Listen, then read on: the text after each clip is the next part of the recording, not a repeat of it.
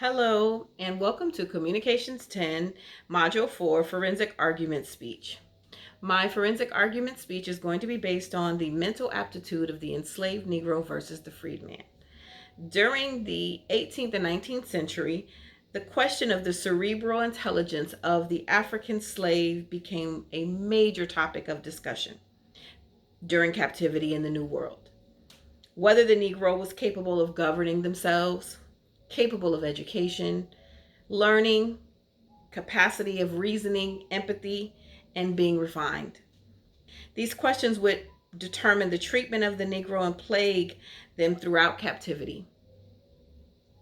This theory would not only be supported by the slave owners, wives, and family, but would also be encouraged and supported by government officials, such as senators as John Adair, Stephen James, and presidents such as Thomas Jefferson, James Madison, and James Monroe, and many, many more. Approximately 5 to 15% of slaves were actually able to read and were only allowed to do so in the name of God. And the other 85 to 95, the 85 plus percent were not allowed to educate themselves. And if they were caught, they were either killed or they were sold off to plantation and removed from their loved ones. With the clear, evident desire to want to learn and cannot do openly would have to be done secretly, because this, in fact, was an extremely daunting time. With this theory of the undereducated Negro, the inferior Negro was born.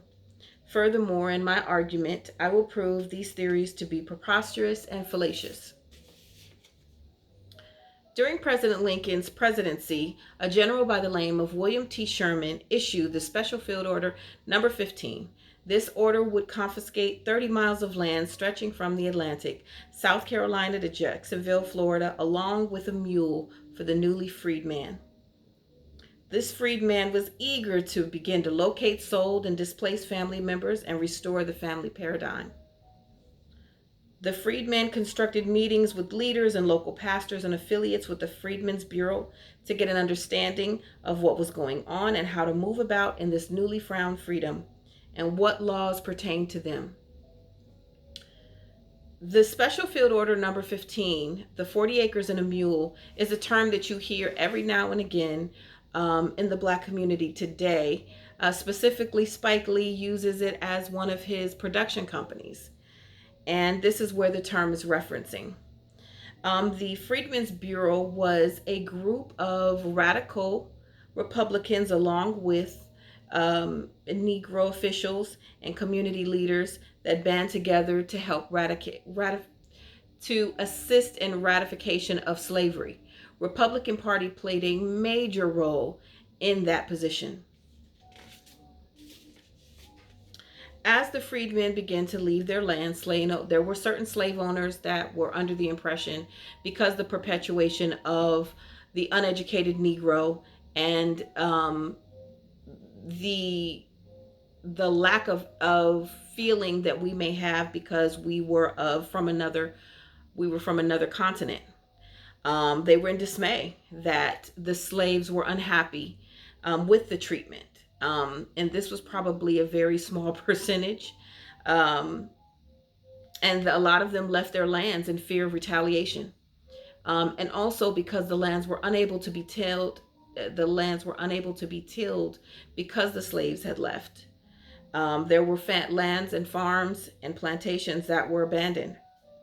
The freedmen not only began to adjust with this newfound freedom, but also reconstruct their family paradigms.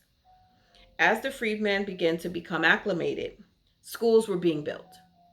And the school attendance rose to 90%, while the literacy rate rose more than 35%.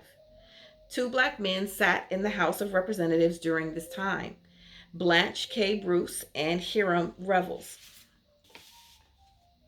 The Freedmen's Bureau was instrumental in creating some of the most influential Black colleges today, such as Howard University, located in Washington, D.C., Fisk University, located in Tennessee, and Hampton University, located in Hampton, Virginia. Although the Special Field Order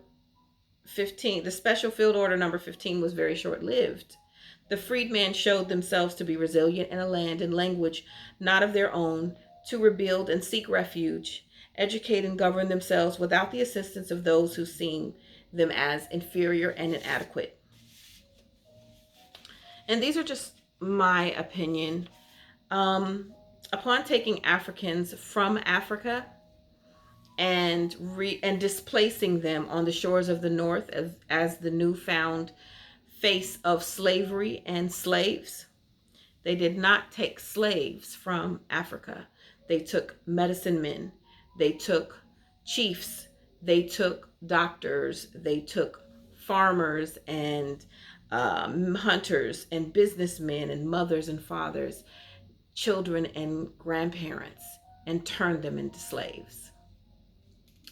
Thank you.